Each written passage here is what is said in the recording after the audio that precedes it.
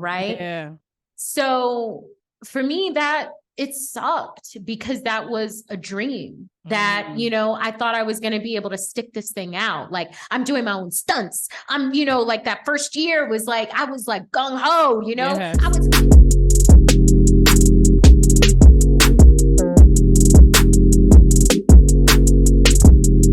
This episode is sponsored by Using the Power of Your Voice, eGuide, your guide to launching your podcast in 30 days.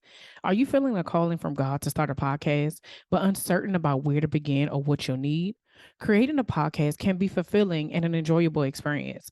Whether you're interested in sharing your expertise on a specific subject, conducting engaging interviews, or educating and entertaining your listeners, podcasting can help establish strong connections and foster a sense of community. Using the Power of Your Voice is a guide to start your podcast in just 30 days and is perfect for anybody who is clear that God told them to start a podcast. Whether you're nervous about recording or unsure where to start, this guide will provide you with the valuable insights and actionable steps to help you record and launch in 30 days. In this guide, you'll learn to identify your why, find your topic, learn where to host your podcast, and what equipment you'll need to start. If you are ready to be obedient in your calling and start your own podcast in 30 days, this guide is a must have. Download your copy of Using the Power of Your Voice today by going to www.slingselfdoubt.com/podcast. I cannot wait for you to start using the power of your voice. And thank you for your support. Hey Slayers, welcome back to the Slaying Self-Doubt YouTube channel. Here is where we empower Black women to overcome their doubts, fears, and insecurities in order to walk into their God-given purpose. How do we do that, you ask? Well, we create safe and brave spaces just like this for Black women to show up authentically as themselves. So join me and sometimes some of my friends or our journey as we remind you that you are not alone. I am Coach Felicia, and together we will find our fears and slay them. Hey Slayers, welcome back to another episode of the Slaying Self-Doubt Podcast. I am here with Shalita Grant, actress and founder and CEO of Four Naturals Hair. Hey Shalita, how are you? Hey, Bunny, I'm doing great. Listen, first of all, I want to say, like, y'all always know that there's a little bit of backstory of how I get connected to the people who come on to do the interviews. And, you know, some people I stalk, some people I just be like, you know, the Lord says, ask this person to share their story. Other people reach out to me. And so I get this email one day, you guys, and it's Shalita's name. And I'm like, I see the face and I'm like, I know the face. And then I'm like, Percy. Exactly who that is. Like, I was just like, oh my goodness. So I tried not to fangirl or anything like that. Then I read what it is you wanted to share on the show. And I was like, and this is right up my alley on top of the backstory, all of the things. So I am excited about this conversation because you know, I know the backstory. And so I get like an inside peek, but I want you to introduce yourself to the Slayers, let them know who you are and how you got started on this journey. Yes. Hi, Slayers. That's awesome. That's so awesome. Um, well, you know, Bunny, back in like 1996. I'm just joking. So I'm an actress,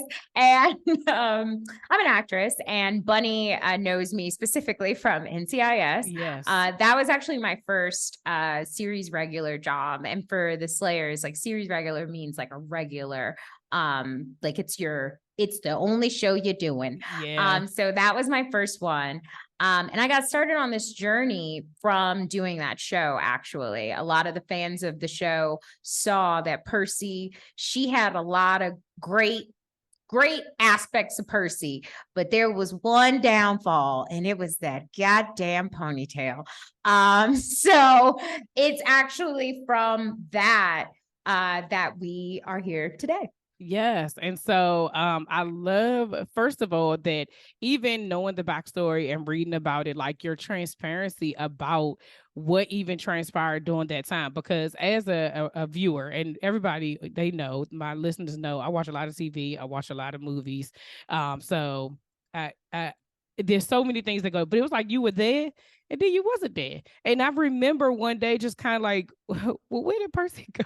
Like there was no real explanation behind it at the time that it actually happened, right? And so I want you to take us through that time where you were like, this is the transition that needs to happen for me.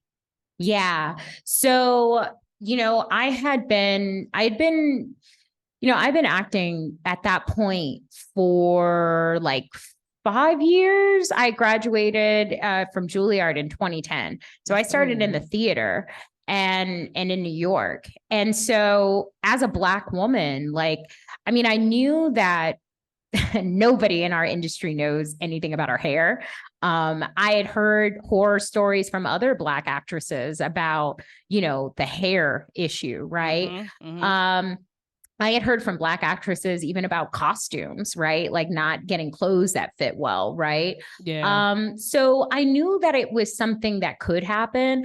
I just kind of hoped that it wouldn't happen to me, you always hope, like you hear like, hey, it's hard to do something, and you hear it and you're like, yeah, for other people. Right. Like that's not going to be my story. Not going to be my story. Yeah. I'm going to figure it out.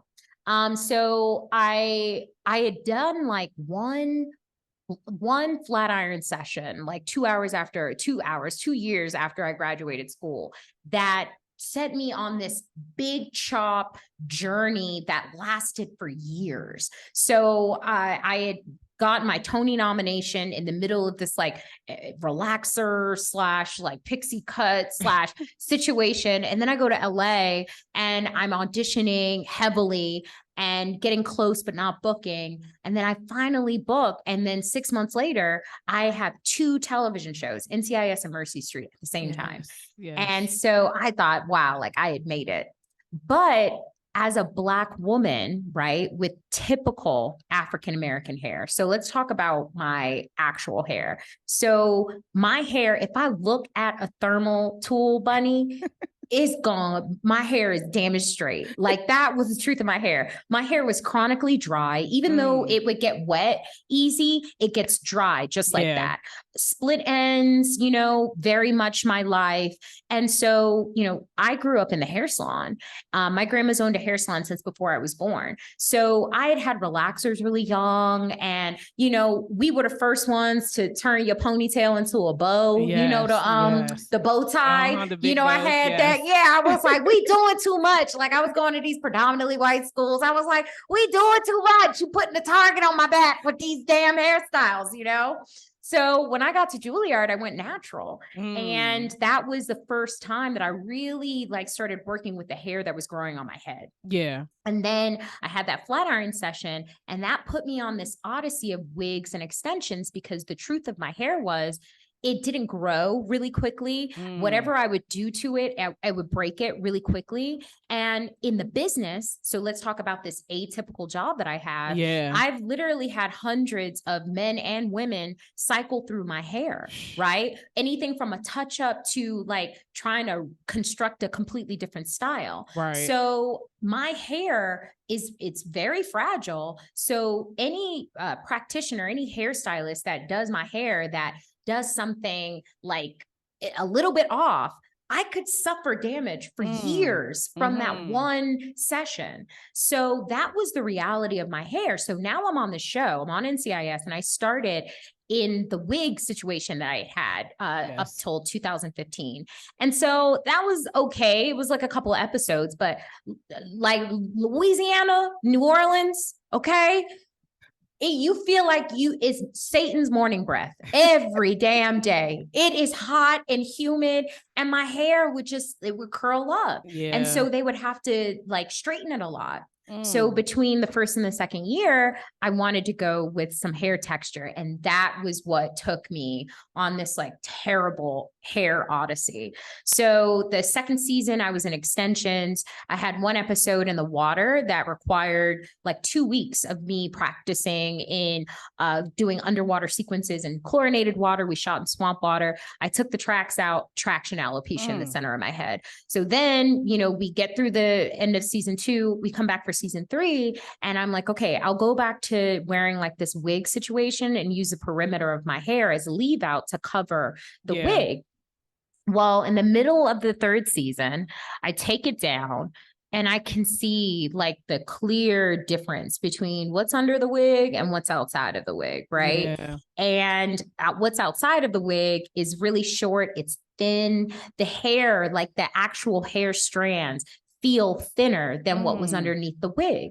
So I'm like, this is real heat damage. And I don't know how long I'm going to be able to withstand this. Yeah. And so between the 3rd and the 4th season, I go to Aveda. And by this point, Bunny, my hair is so jacked, like the hair that's growing out of my head is so jacked that I just live in wigs. Like I called them my hair hats. and I would feel so silly going to the beach in 2 hats, the hair hat will cover the hair and then the hat. Exactly. Keep it on your head, right? Exactly. The hikes, I would be like that. I would have a gym hair hat. That one has a headband around it. So there was so much, shame, right? When I would take that damn wig off. And I wouldn't want to take it off that often because I didn't want to see the truth of exactly. Yeah. And so I knew that this was an experience that the white women weren't having on average, right? Like this is a uniquely Black female experience, going out in public and having that paranoia of like, do they see my wig? Is something like, like that kind of shit. Sleeping with people, like, oh, how do I do I take it off? Right? Yeah. And then you pulling on it, I don't really feel it, right? Like, I don't really do nothing. Okay. If you like it, I love it. Right. Oh, it's great. Yeah. Do I set it to the side and then put it back on before you get up? Exactly. Yeah. So that was my life. And so now I'm in Aveda between the 3rd and 4th season during my hiatus, and I'm having this hair hat conundrum. Do I take off the hair hat in the back, or do I let her take it off in the front, in front of everybody, take down these braids? So I take it down in the back myself. And when I take it down, I see the leave out.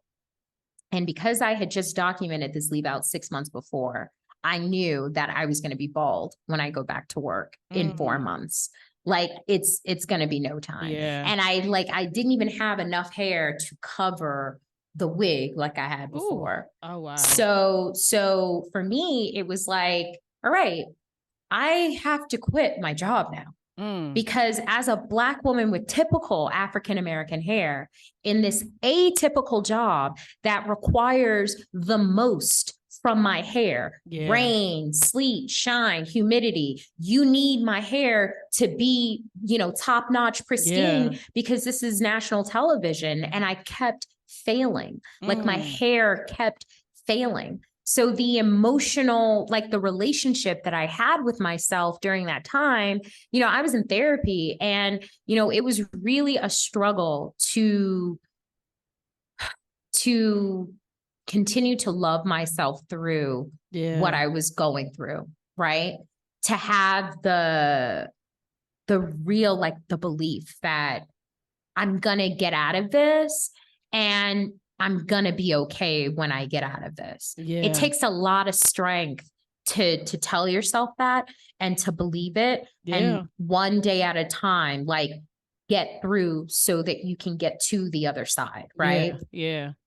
So when I got back to work, my solution was, I got to get off this show nice because I want to work after this, and they can't touch my hair anymore. So that's how I came back in that infamous season 4 shoe polish wig situation. Yeah. So I have to go back, right? Because one of the things that you said in this is that was 2 things. Okay. So recently I heard in our area it was like a radio something, and they were actually talking about women and their hair, like Black women specifically. And the question of the day was, have you ever lost a job or had to quit a job because of your hair? And I was in this space where I was just like, that is so wild to me that we are the only people that experience that because our hair does not conform to what is comfortable to other people, or that we can't even be comfortable in the hair that is growing out of our hair naturally. Like, we have literally no control over. We're, shape shifting to be able to create comfortability in these other spaces, right? And prior to me cutting my hair off a couple of years ago, I had locks for 18 years, and even in that time there were certain things that I just could not do with my hair, like certain colors, and it would always be this question of like, so do you take it out and put it back in? And I'm like, no, it's my hair doing that, right? But it was always this uncomfortability of like, can you stop looking at my hair? Like, just leave me alone. Like, leave my hair alone, right? Yeah. And the other parts of what she was saying is that there are some people that are going to listen to this and see this and be like, but it's your hair, right? And I don't think that people understand the identity that comes along with our hair. Like, it is who we are, right? It's a part of us. And so when you have to make peace with something like that, like you said, you were on the big show, right? And to have to make the tough decision for yourself, for your peace of mind, for your mental, for your hair, right? To say, I'm going to have to walk away from this is hard. Yeah, it is hard.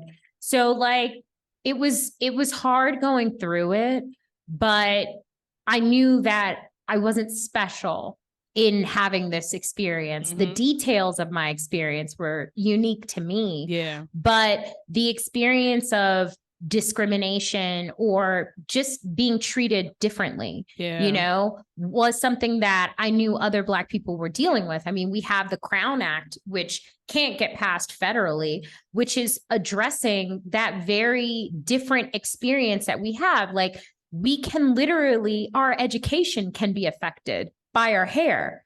I mean, those viral videos of the kids getting their dreads cut off to compete in sports or to even just sit in a classroom, it speaks volumes. And it also is very much connected to, our, not only this country, but colonial practices of assimilation. We, prior to, what we're experiencing now, I mean, the Native Americans, they would cut their hair off, to go into these assimilation schools, right? So like, being policed by your hair is very much in line with white supremacy and colonialism. Yeah. So it sucks that, we're still dealing with it. And we're still being policed and being controlled by our hair. But, going through it, I would see the stories of the kids, or, this girl got cut from her fast food job because she came back in braids, like I knew that it was something that was happening to all of us. Yeah. But for me, it was like, how do I get through this for myself? Yeah. Right. Yeah.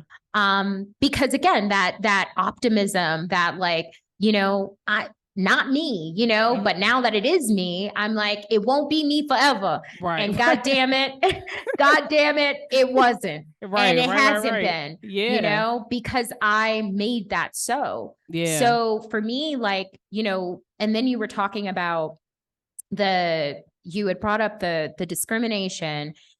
And you had brought up, that people don't understand, like the experience that we have. Yeah. Or that is connected to our identity. Like, it is who we are. Like, there, sometimes people just know, girl with the big hair and the one with the dreads. Like, sometimes that's how we identify with each other. The real curly hair comes down to her, like the one with the bob, right? Like, right. We know, and we're able to fluctuate that. But when we do it, it's just different, right? Like, it's not. It's in a different way. But when you feel like that you are being ostracized because of what your hair looks like or what it can or cannot do, then it adds to this whole, self-doubt thing, right? And that was going to be my next question in this journey. How has self-doubt shown up? Is shown up in your journey in regards to having to make that shift? Yeah. I think about, so that identity thing, that perspective, is like from the outside in. Mhm. But, you know, I want to talk about like the inside out, right? And like how our beauty is so much connected with our hair. Yeah. And as Black women in the beauty space, we're often like ostracized from even having the conversation because we are not white, basically, right? And so for a lot of us, how we internalize that is that we're like, oh, well, you know what? The hair that's growing on my head isn't even worth the investment, right? So we have this thing that we say like Black hair is super versatile. And I say that's not true. I say that in actuality, Black hair is very fragile. The hair that we put on our head is versatile. The way that we hide our hair and blend our hair into other hair is versatile, very versatile. But our actual hair is incredibly fragile. And that is why we are doing all of these different things. Exactly. Because for a lot of us, these hairstyle changes are about chasing out damage, right? Okay, I've been wearing this like this. Okay, now I'm seeing it. All right, let me switch it up and do this. Okay, oh, well, now I got to go into a protective style for a couple of months so I don't touch my hair anymore. You know, like that's the reality, right? Yeah. And then you have this, and so all of these thoughts were thoughts that I had when I left the show, right? And then you have that, like, hey, the Black hair business is $1 billion business. It's $1 billion business. The Black hair, you know, they love to talk about that. Yeah. But who's making the money? How is that money being recycled in our community, if at all, right? Right. It's we're throwing the money out so that we can assimilate into whatever like lifestyle that we're living, right? And it's very different for all of us, right? And so what I picked up, you know, when I was like healing was, what is the best way to rob a motherfucker? To rob an entire people. The best way to rob them is to convince them that they have no value. That's the best way to rob someone. And so when you internalize that my natural hair has no value, then you'll throw money that you don't even have to get hair that is valuable. Right? And so for me, like, I knew that this was what I was dealing with. And the even though you have the understanding of a thing, the experience of a thing is still different. Very different. To get through to that other side. So, you know, the self-doubt creeped in for me. I mean, it was evident from the first day because, you know, I was a little people pleaser face. So it was like, okay, what does the team need? Okay, I don't want to take too long. All right, I'll figure it out. This person has no idea what they're doing. Okay, I'll fix it. So my response to that self-doubt was to overdo, right? To overfunction.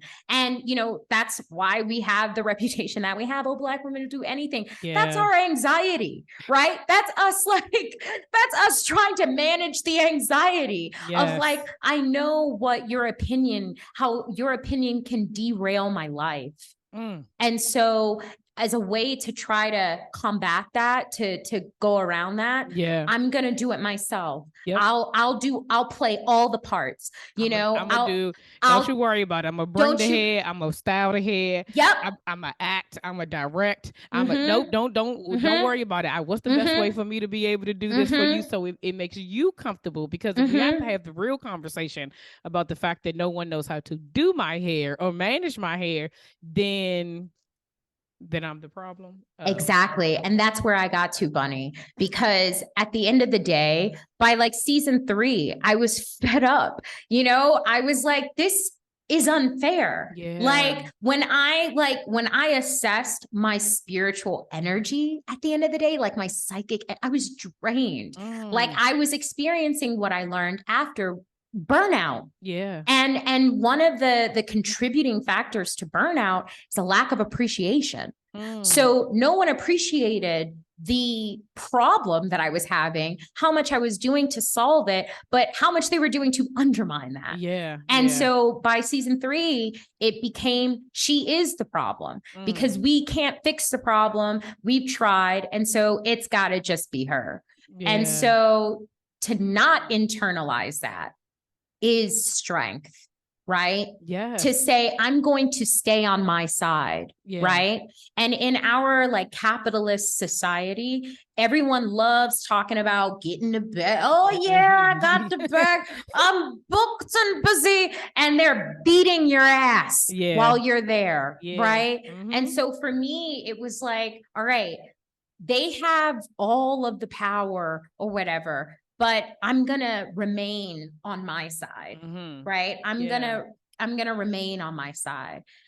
And so when I left that show, I went into trauma therapy. I was already in talk therapy, but my therapist was like, what is happening to you and how I am orientated anyway is I feel like sometimes my feelings are overwhelming and I cry. And now at 34, I'm fine with that because I'm like, you fuck with me, motherfucker. I'll fuck you up with the tears in my eyes. You know what I mean? But I'm gonna fucking cry. Okay, bitch. Cause that's just what the body gotta do, you know? Right. I gotta get it out. You gotta get that energy don't get out. it twisted. Right.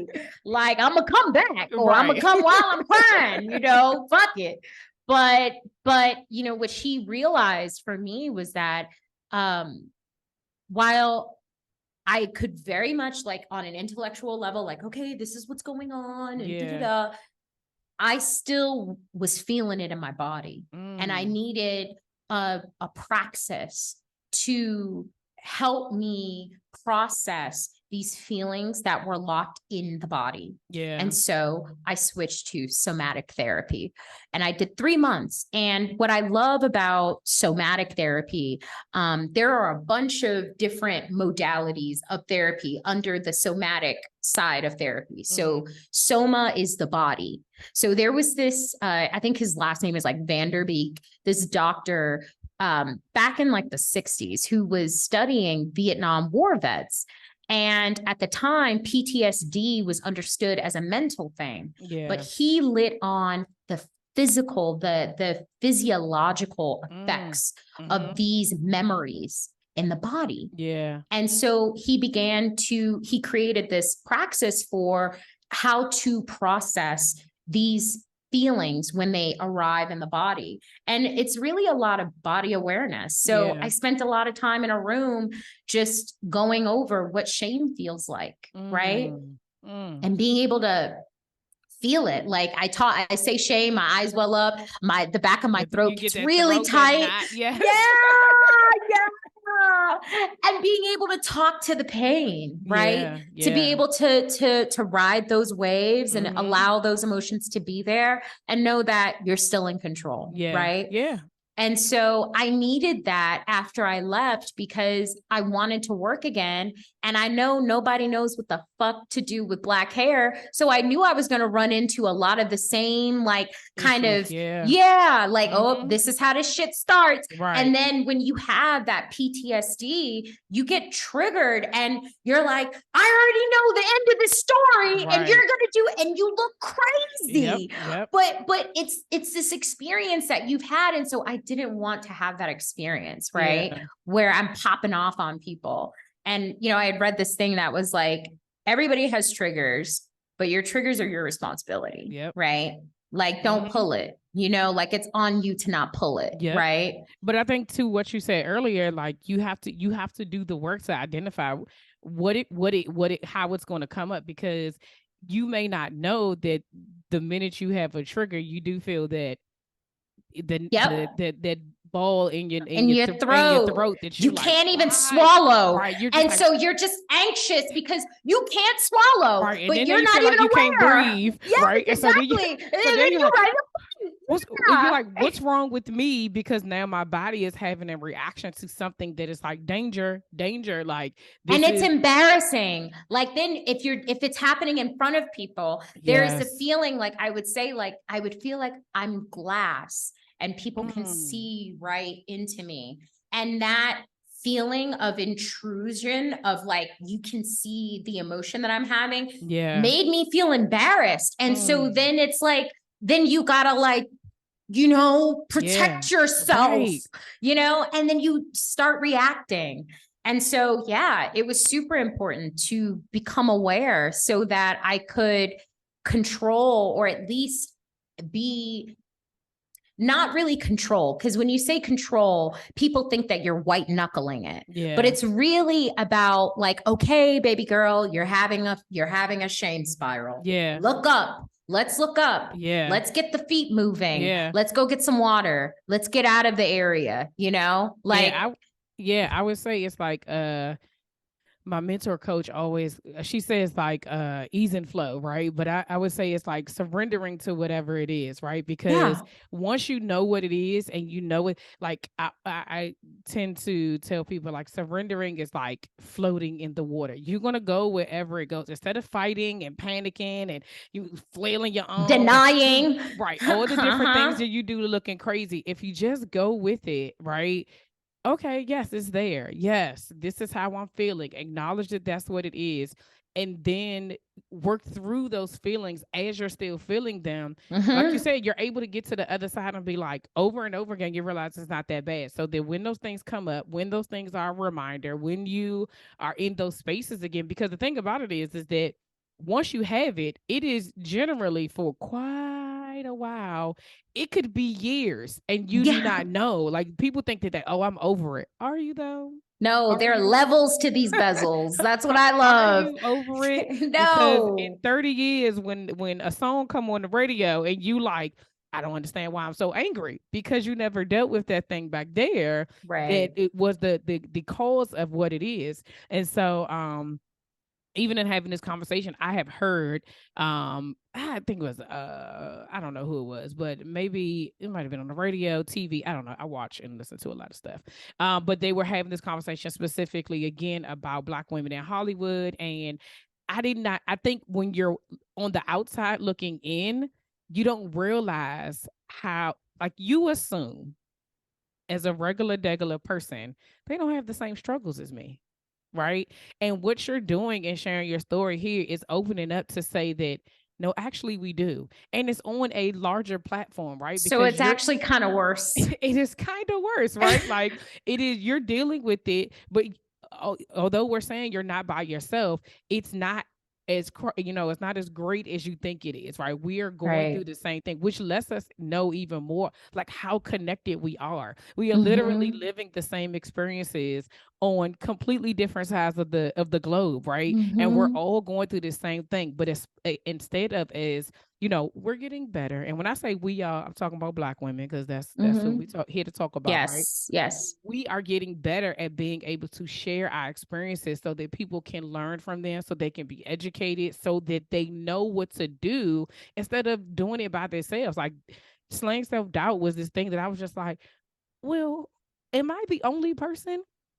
Because I thought I was, until I realized I wasn't, right? And then it was like, you have to keep telling your story. You have to keep sharing. And that's a part of the healing journey too, is being able, like you said, to be able to say it and still feel the feelings, but be like, okay. That was my experience. For me, I have this tattoo. I always try to show people, but you can't even see it. I gotta like turn awkward with the camera because it's legit. Like here. I see it. Oh, so if you were the other way, I'd be able to see it on this side. Okay. Like that way. Thanks.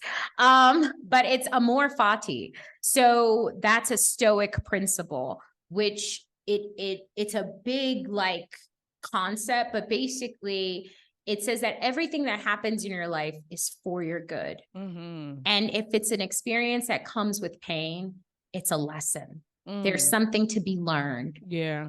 But it's your life. And so it's like love of one's fate. So like, I'm getting married. I love my life. I'm learning about how to build a life with somebody. My house is on fire. I love my life. I'm learning about fire prevention and fire safety, and that I can rebuild, that I'm resilient. And I'm going to share my story so that no one has the experience that I had, because the thing that I'm going to take out of me surviving that experience is that this is to save other people. Right. Yeah. And so for me, you know, when you were talking about, you said so much good stuff. You said so much good stuff, but about going to the being on the top, right? Yeah. And so when I was at the top of the mountain, you know, this is something that me and my partner talk about all the time, which is that like people who've never been up there, they have no idea what it's like. And so you believe that it's this like wonderful thing, right? That you are just like on cloud nine. Meanwhile, the people that are up there are fucking miserable. And you're like, when you hear these stories about like mean celebrities, and the takeaway is like, but you have everything. Like, but why are you such a dick? You're rich, you know? And so when I was up there, what I got, you know, having all these like hairstylists that are like, oh yeah, I just finished Beyonce's tour. And oh yeah, I was working with Rihanna for like 3 years, you know, and they're doing your hair and fucking it up. Right. Yeah. My greatest, like the thing that I learned was like, no one is coming. No one is coming to save my black ass, my hair. No one is coming. No one's up there to help me. And no one is going to come up there to help me.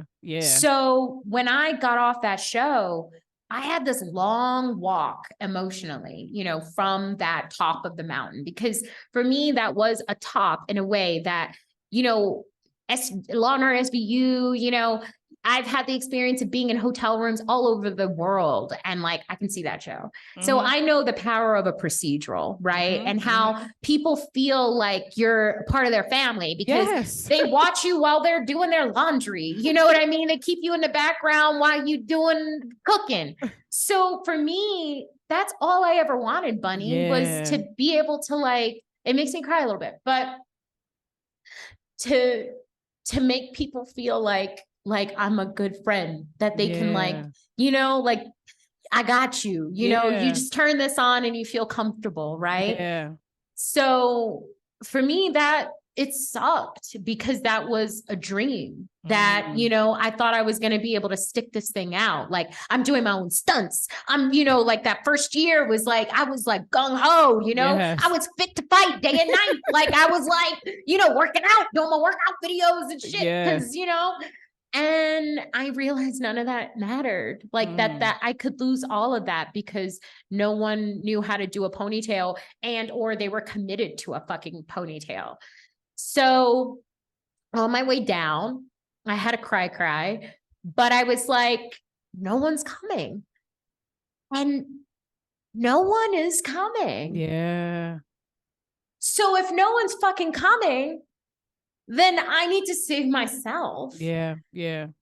So when I did my 3 months, I booked 2 shows the end of 2018. So I leave the show. I was like, oh no, I'll never work again. I worked 2 shows. So it's no problem. So 2019, I'm sitting around, I got all this time, all this money. And I'm like, yeah, I feel better. I work these 2 jobs, no drama, with the hair. So like, I want to fix my hair too, though. Right. Like, we've done the emotional work, but now we got to get to the root of the problem. Like, why? I have it all, and I'm gonna give it all to myself. And so then I started really getting into like using that somatic, like the praxis that I learned. And I started applying it to my hair. Like, okay, how do you feel when you go to the beach? How does that shit feel when you got 2 motherfucking hats on and you can't get in the water? Right? How does that feel? How does it feel when you go to the gym And cause I'm little and I don't like to use the S word, but I am a little bit on the short side. So shit, like my life experience, very different from y'all. You know, like I buy a house, I get really disrespected because I still got to climb on the counters to get shit. You know, like nothing's like listen, I'm fixed not for too far. me. I'm not you too know? far from you. Okay. I'm not too far. But when I'm walking around the gym with the fucking hair hat on and the top knot and a fucking top thing on top, like a pulley or some shit, catch the wig and shit, you know, like that's my fucking life. All right. It's don't laugh too hard, Bunny. You just said you won't too far. Oh, so I'm not. don't laugh too hard. It's the visual that I have. Yeah, snatching my shit back. Right. How does that feel? Right. Yeah. How does it feel when I'm on a date? And it took me like hours to even figure out how I was going to present myself. Because when you talk about hair and identity, the world and us, but the world puts you in a box depending on the hair you show up in, right? Yeah. So who is it that I want to be with this person that I'm like auditioning to spend my life with, right? Right. How does that feel? How does it feel when I'm in the shower and I'm detangling my hair and I look to the side and the whole side is full of hair? How does that feel? Yeah. And so when I went through all of the aspects of my life that my hair affects that I didn't even consider, but now I'm really like listening.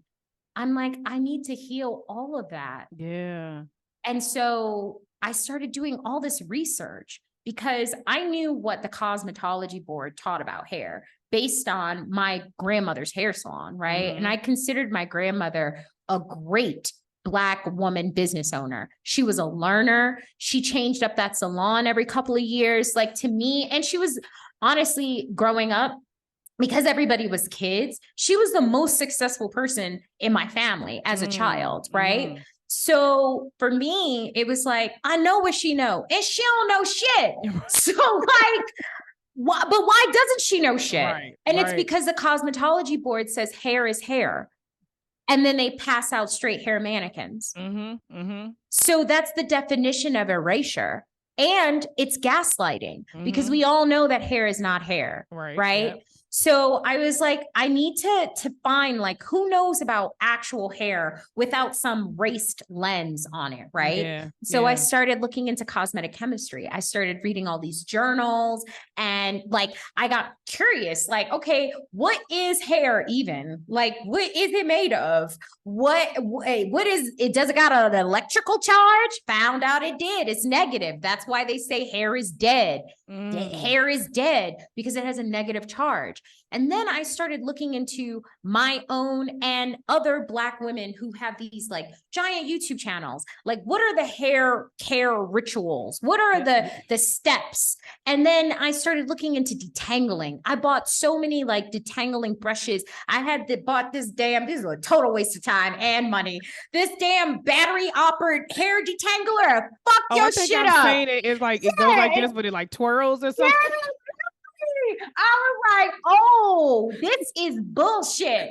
So I did a ton of research and I created what is now the patent pending and also copyrighted, the detangling method, the 4 Naturals treatment. So what is the 4 Naturals treatment and why did I feel the need to create it? Look, you done already did it. Didn't I tell you earlier? You just take it. God damn it. Look at how we go. Girl, I'm sorry. People get to going and then they just be like, you gonna take my questions. I don't even need to be here. No. I know, Bunny. You want to ask me something? I do. Before we get into the 4 Naturals, I wanted to know, what have you learned about yourself on this journey that you didn't know before? Yeah, that's powerful. You know, what I learned was that I was more committed to healing than I even understood. So prior to this experience, you know, how did healing affect my life? I was raised by children, right? My mom was 18, my dad was 17. On my mom's side of the family, like it's a generational curse that like my grandmother had her first child when she was 16. My great grandmother started having kids when she was 13. My great great grandmother died when I was 9 years old. Right. So like I had on my mom's side, like everybody was a child. Yeah. My mom was the oldest sibling. My mom went to jail when I was 5 years old.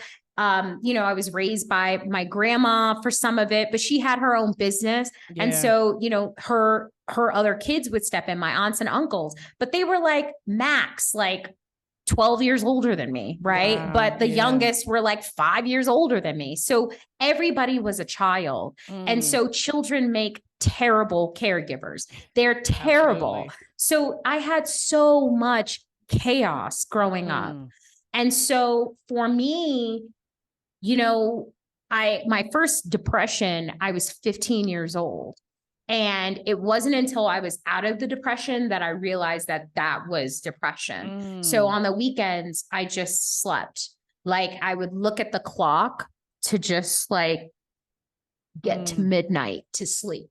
Right.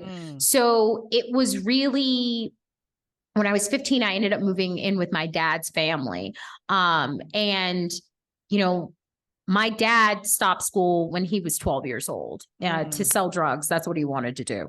For my dad, he didn't appreciate school at all. So when I moved in with him, he had lied and said that, he got me into some high school. I was the maid and the nanny for all his other kids. Wow. And so I had to petition him to take me to school. Wow. And so when I got to Baltimore School for the Arts and finished high school there, for me, when I got in that school, it was like, all right, girl, you can end up like your family, or you can have something better for yourself. Yeah. And so I focused, I graduated, I got into Juilliard. Which is not an easy task. Okay. At all. So from Juilliard on, I had been healing from the first 17 years, that chaos, right? And so I knew that I was a healer, but I thought that that was all I had in me, right? And that was a response to a shitty start in life. Yeah. And so it was like, okay, this is not great, but you will heal. I felt like I had a giant hole in the center of my soul for like 6 years after leaving home. And so I did everything to try to fill it, like religion. I in Juilliard, I went full Jesus out. Like we were dating, me and the Lord. I wasn't gonna kiss nobody again till, I got to the altar. I also thought I was straight. So there was a lot. I mean, I was on the street in Manhattan proselytizing to people. In the summer between third and fourth year, I did a full-time ministry internship. Went through I was in Creflo Dollar's church, the whole other thing, went through this odyssey of trying to heal and fill this hole. And so when my dream got crushed and the idea that I could never work again, all of that, what I learned about myself is my fierce determination to heal and to be thriving, right? Because my response wasn't that I was going to let this kill me, or that I was going to live only in wigs that were easy or whatever. No, I was I think I can help myself and heal myself beyond what anybody even thinks is possible. Yeah, man, that is so deep. The transparency and the honesty behind it, because the other parts of when we get into this story about what you have been able to create started from the beginning, right? And so because you already had it in you, you use what you already knew, right, at your core to be able to do the work for yourself to get you to this next step, right? And so now we can talk about Four Naturals hair, okay? So what is Four Naturals hair? So Four Naturals hair is the solution that I came up with for my specific problems as a Black woman who has this typical hair, but this atypical job where my hair can get destroyed on a regular basis. So my thinking was like, okay, first of all, we got to figure out this detangling shit. Why is all my hair on the ground when I detangle it? Right. And then I go to like wring my fingers through it after like an hour, it's changed. And we're right back it's to back where we started. So what the fuck is up with that? So wanted to fix that. Then I was like, okay, there are a couple of things that we do as Black women with our hair. And I call all these things rituals because they are totally ineffective, right? But they are rituals. They are things that we are committed to doing. Yeah. Like sitting with things on our hair for hours and hours and hours, because we believe that once I rinse this out and the longer I leave it in, the more of it's going to stay in my hair. It's going to stay in your hair. Yeah. And then when I rinse it, it'll be smooth like it is now. And it's not even the case. No, but we just like move on because we got to like style it now. Right. And then in order to get a curl definition, it takes manual labor. And so we twist, we braid, we Bantu knot, we whatever. We buy combs, we rods, you know, all kinds of things, right? And it's labor and it takes so many hours, right? So many. And then you're going to use a ton of products because you're telling yourself, these products weigh something.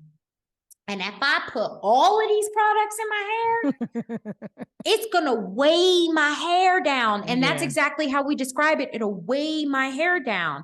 And then as soon as God breathes on you after spending that entire day, right?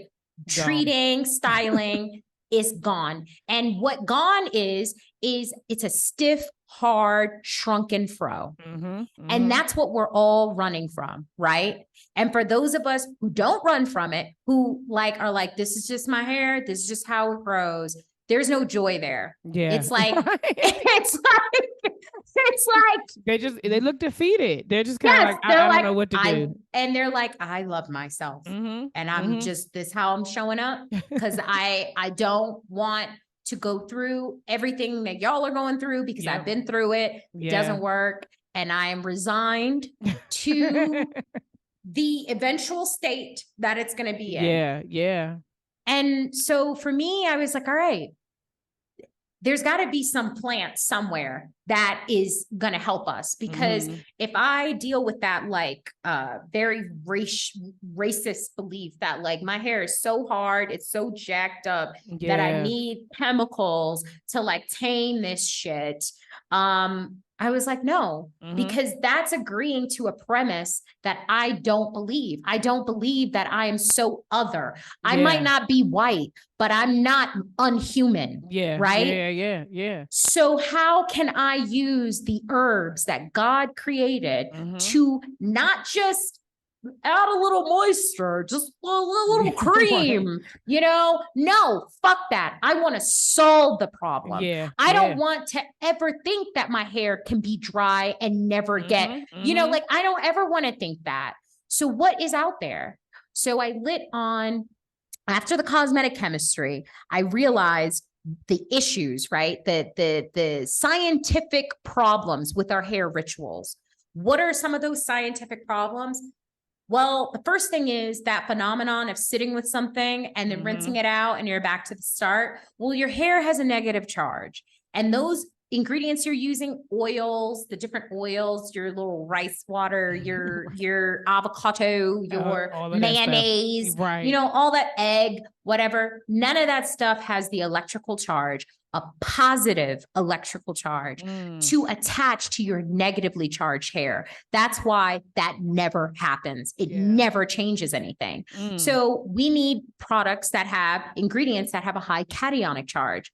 All right, that's one. The other scientific issue is the porosity situation, right? The high, the low, and your need to bring yourself to balance. Now, there are so many like protein treatments that are chemical, you know, hydrolyzed silk protein, you know, whatever. And eventually what people find is that it dries your hair out even more sometimes. So yeah. What's the point? what's the point? Then you have these pH balancing shampoos and they end up drying your hair out too. And so and then heat damage, right? And what is the last part of the strand that gets a curl? It's the ends. And that's why you have to do the big chop, because the ends don't curl up, right? Nope. So, all right. Now I started looking at successful but non-white, non-Western hair cultures. How did I define success? I defined success by moisture retention, strength, hair that's thick and resilient, right, to damage, hair that can withstand thermal styling. And so also I wanted detangling practices that allowed me to stop breaking the hair strands that I had, but also give me a thorough detangle. So that was India, Eritrea, Ethiopia, and Greece. And so the ingredients that I took from India were henna, Cassia bavata, and slippery elm. And so what does henna do? Henna is the plant that we've all been looking for. You want weight on your strands, you look at the henna. You want hair that can withstand thermal strain, you're looking for henna. You want hair that will catch whatever moisture is in the air and have your shit shiny. You want the henna. You don't want to use a lot of hair products. You want henna. You want your products to perform better in your hair. You want henna. So when I discovered like what henna can do, that it has a high cationic charge, that every time you henna mud mask your hair, that the henna gets left behind in the hair. It encases your strand. So that encasement actually solves a myriad of hair problems. And so why do the people of India use henna? The men in their beards, the women and children in their hair. It's because it's an Ayurvedic plant. What is Ayurveda? Ayurveda is the practice of using plant medicine that solves the root cause of your symptoms. So henna solves the porosity issue. It solves the need for weight around your thin, light, maybe it's only made up of 2 parts, cuticle and the cortex strands. Like it solves those issues because what you've been looking for is something that will remain in the hair after you use it. That makes your wash days faster. That's henna. So I did some anti-research. I went to YouTube and I was like, let me go to the Black women that have used henna but had horrible experiences, because everything I'm reading, this is what I'm looking for. Right. And so what I found was that they did a couple of things in common. That was why they didn't have a good experience. They may have used henna that had metallic and chemical salts. And so those hennas are all like 30 minutes. You know, it accelerates the hair dyeing aspect of henna, because henna has these lozones in it that deposit onto the hair, and that gives the hair color, right? And so you can blend out your grays with henna, right? Another problem solved, right? And so they're using these hennas that aren't pure. So that's one. So those metallic and chemical salts, they can dry your hair out, right? Those are additives. They also would only use henna powder and water. Well, what I learned from reading about the people of India and their use for henna in hair care is that they actually add other herbs to the henna that do other things, right? That solve different problems. And every family has their unique henna mud mask recipe for whatever their family's natural hair issues are. And so they also didn't deep condition after, some of them. And so for me, it was like, if I just change up a couple of these things, I could probably come up with something that's going to be like really great. And I did, but I had that Black girl ambivalence, right? And this is an experience that most of my Curlfriends that use 4 Naturals treatment have too. So I have so much like empathy and understanding for that first treatment. My first treatment, my hair was different, Bunny. My hair, like usually when it's dry, it dries. It looked like a little It's very light. My strands are very fine. So it's like angel hair, like a little angel hair fro, you know? Yeah, yeah. It's cute when you 10, but when you 30, it's like, God damn it, not it. But that first treatment, it dropped and kind of defined my hair. And I was like, I had that Black girl like ambivalence, like, I don't know though. I could see the difference, but we'll see if it lasts. Yeah, exactly. But Bunny, by that third treatment, I was like, oh, bitch, your hair is completely different. Oh, wow. Actually, yeah. Your hair is a completely different head of hair. Like, I can tell you the first time that I went to pole dance. So this is, I at this point, when I turned 30, I switched from the weights and I got on that pole. And what was I looking for on the pole? I was doing some more inner healing because being in them hair hats, it really affected my sensuality, my like, how do I see myself as a woman? As a woman. Yes, yeah. So I did so much mirror work in pole, and it was actually in pole that helped me see, like, it's the hair still, yo. You coming up in this bitch in these wigs and shit, and these hats. And fucking flipping over and everybody see where the head at. And my shit is just standing up like this, but you can see the shit in the middle. That is fucking me up, right? So I was like, all right. But I'll tell you, the first class that I went to this is third treatment, because now it's like I have been in the rain. I have been in the shower. Like I did the treatment. I washed my hair 2-3 times and the curls are still like Papa locking. Yes. So I do that first class, and Bunny, I knew that in all of these spaces as Black women, when you show up, it get racial. Like, you just feel it. You all right, okay. You looking at my ass, you looking at my hair, you looking at my, you know, something. like, what is it today? What is it? What is it today? So I go in and, you know, I'm doing the walks, like doing the little, like, we do these little, practice these little aspects of pole first, right? Exercises. I don't know why that was so hard. We're doing these exercises, a walking exercise, and the teacher is having this like full-on conversation with me in front of the class, and I'm shutting her down. Like, every question is like, is a non-answer to not, but she come up with another fucking question. I'm like, that's amazing. I'm really good at non-answers. But they were like, oh, did you cut your hair? Oh, wow, it looks different, you know, whatever.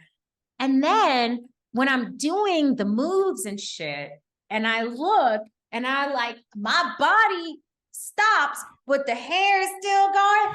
Bitch, you got this shit. That's what you do. Yes, it had me. I was fucking that shit up. Bitch, you fine. And your shit is soft. So it's also another level of sensuality.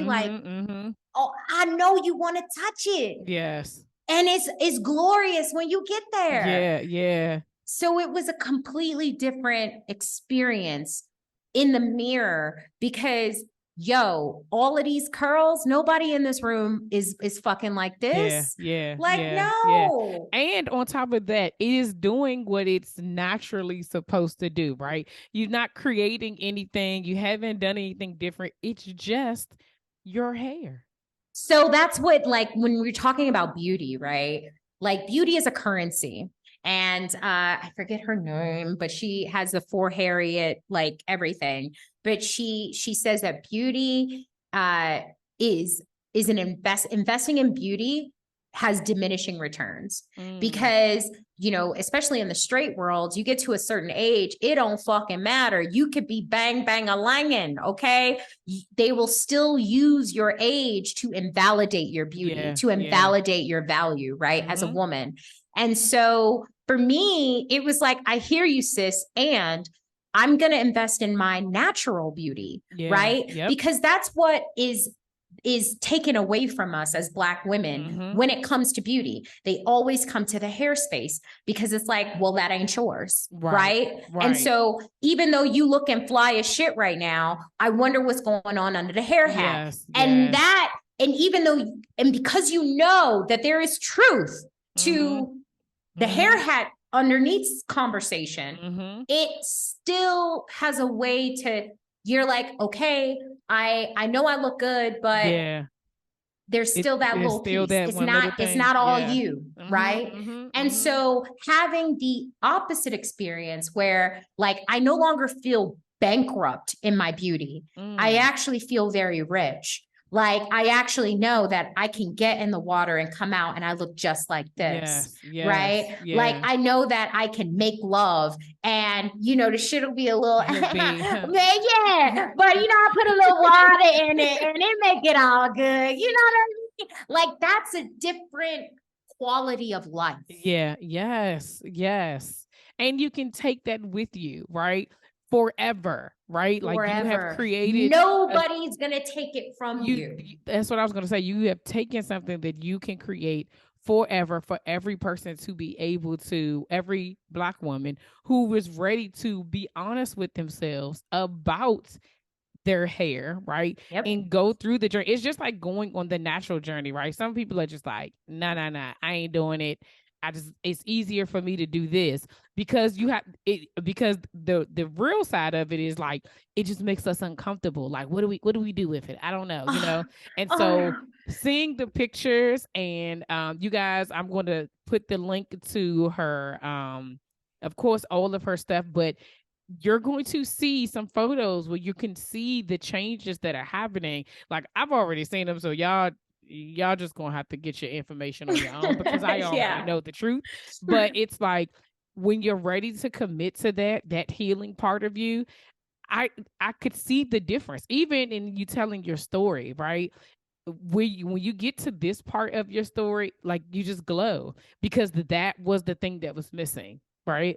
That was it.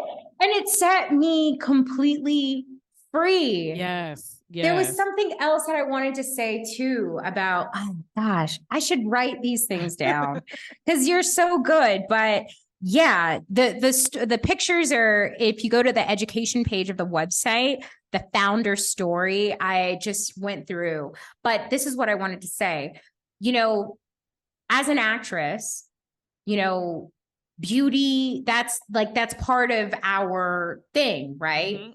And I know for a lot of people, like, showing them the truth of what my hair was underneath those hair hats. I know no Black actress is going to do that. No Black actress is going to take that shit off and be like, this is what the situation is, right? Unless she's in comedy, right? And so that's, you know what I mean? Like, but that be real, right? Like, that's for a certain kind of Black woman, that kind of freedom is like, it's like, ha, ha, ha, ha, ha. But she's not making it better. She's just like, bitch, this is what it is, you know? But for Black actresses that are, you know, going for these ingenue roles or these, like, you know, beauty roles, you know, they're not going to show you the truth of that. And the reason is because they haven't solved it, right? And so for me, I can have that level of transparency about how bad it was because I fucking fixed it. Right. She slayed it, y'all. Yeah, I slayed it. I was like, come here, self down. Come sit next to me. And then I was just sharpening the machete. Oh, yeah. Tell me more. That suck too? Oh, yeah. And then I just chopped that shit off. Yes. Look, figuratively and literally, right? And literally, right? And then it just, and what came from that just grew into the place that you are in now to be able to help other women, right? And again, you said your grandmother started this thing. It was already in you, right? And so the thing that was instilled in you just kind of by happenstance is the thing that saved your life.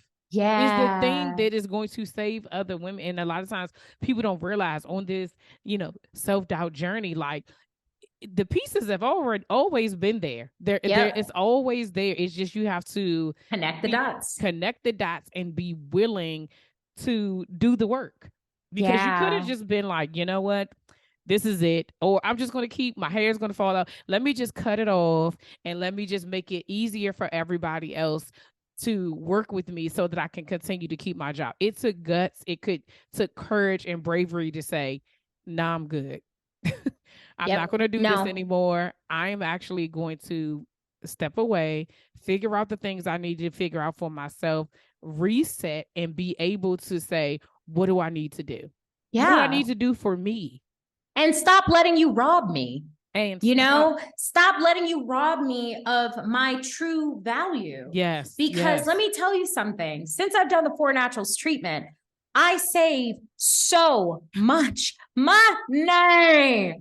I can straighten my own goddamn hair. It's amazing. Yeah. It's so shiny. I don't have to deal with the heat damage. I've had people commit hair felonies on me since the 4 Naturals treatment. If anything, I get a little heat stress. Yeah. But I'm not dealing with straight strands. I might deal with a looser curl. Yeah. But treatment over treatment, the curl gets better. It snaps up. So it's no problem. And the wigs, like units, they cost bricks, right? And then you got to pay people to put it on. Then you got to, touch the shit up. Then, like it's money. Then you buy all these products. And I say like, this treatment has been rehab for the product junkie in me that, sees a packaging. I'm like, that's cute. Is that a curl? That's so pretty. Let me bring this home and see what it do. And then it just sits in the corner, right? With all the other stuff. Now with the 4 Naturals treatment, products perform better in my hair because the quality of my hair is just better. Wow. And when it comes to other Black women, right now I'm working with a Black woman. Like, damn, this woman is fucking cool. But when I saw her YouTube, I saw her on YouTube and it was like this allure like thing, like day in the life. I was like, damn, she's fucking cool. But I know she's insecure about her hair. She had every ritual for skin, barely touched the hair, and she was in a wig the whole time. So I reached out to her and she fucking had courage. Like I reach out to people in my business all the time.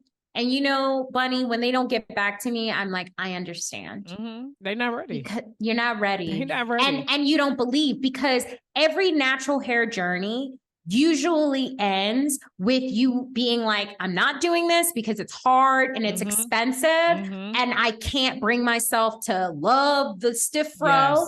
Or you switch over to, like, okay, I'll just only do twist outs, or I'm going to lock it, So I know that there is the road to the 4 Naturals treatment is paved with a lot of prior bad experiences, right? I know that.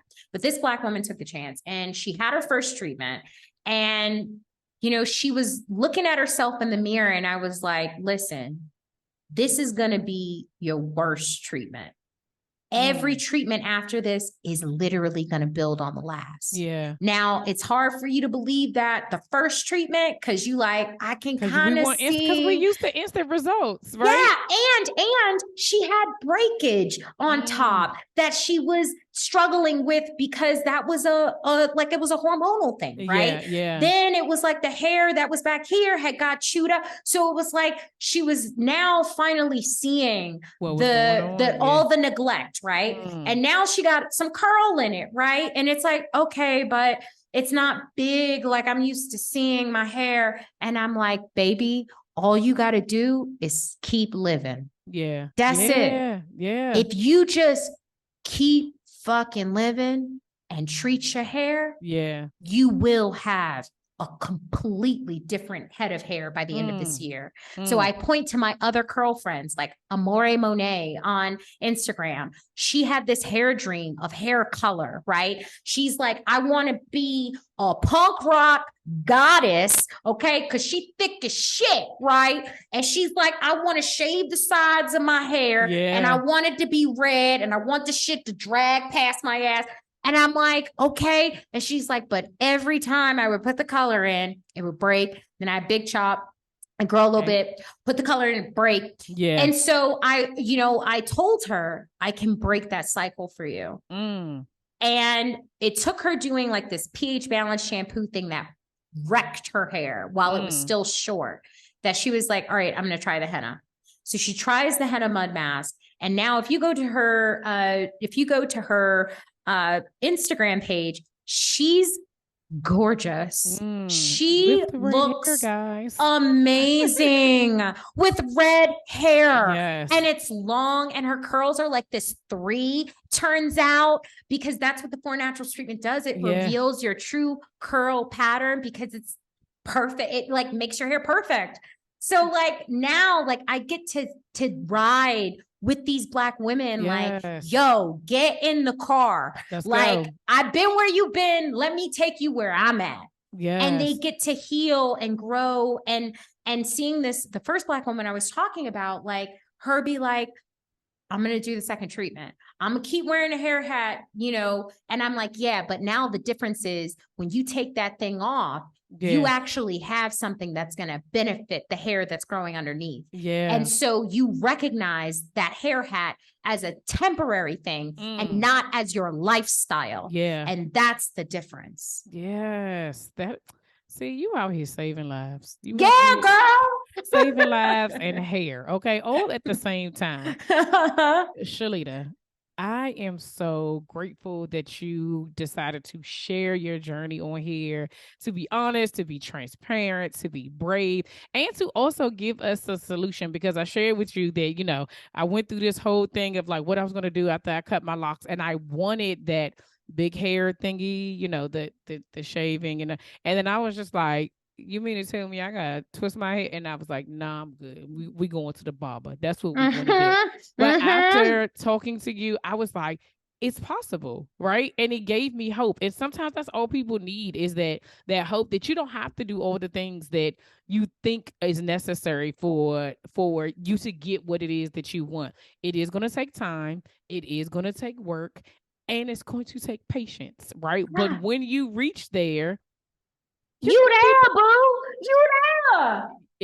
It's gonna be a done deal, and you're gonna be like, what? I don't even have to worry about any of that. What? I'm sorry, I can't hear you. Over my hair. It's so big and loud. It's amazing. Yes. Shalita, can you tell people how they can get connected with you, how they can get connected with 4 Naturals hair? Where can they get it?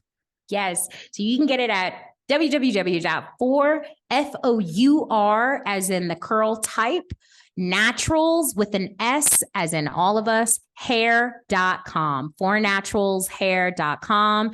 Go it's full of information. I have so many photos, videos, blogs, like educate and enrich yourself before you make that purchase. But once you do, once you become an official Curlfriend, your life will never be the same again. It'll only be better. Yes. Y'all already know I'm going to put all the information in the show notes so that y'all can get connected with her. Shalita, thank you so much for being here. Again, thank you for sharing your story, and making things easier for us as Black women in our hair, okay? Because these are the things that we need. Yes, that's all we need. It's really all we need. You are absolutely right. All right, y'all. Until next episode, see ya. As always, y'all, thank you for rocking with me. Again, if you enjoyed this podcast and you find it valuable, you enjoy this channel and you find it valuable, please consider donating by buying me a coffee. Your support will help me to create new content, get an official podcast studio, and ultimately reach more people. That's what we need. We need more people on this movement, okay? If you're not already signed up to the newsletter, go to my website, www.slayingselfdoubt.com, and sign up for the Slayer Nation newsletter. That's where you'll get updates, where you'll get what's going on. You'll get the news first. You don't have to wait until I announce it or hear, okay? And lastly, second to last, please make sure that you share this with at least 10 people. We are trying to reach 100,000 downloads this year, and every subscription, every share counts. So we need it. We need you to send it out to your peoples so they can help us hit our goal this year. Lastly, if you are not already following me on Instagram, you need to go on over there and follow me at Slaying Self Doubt. Until the next episode, see ya.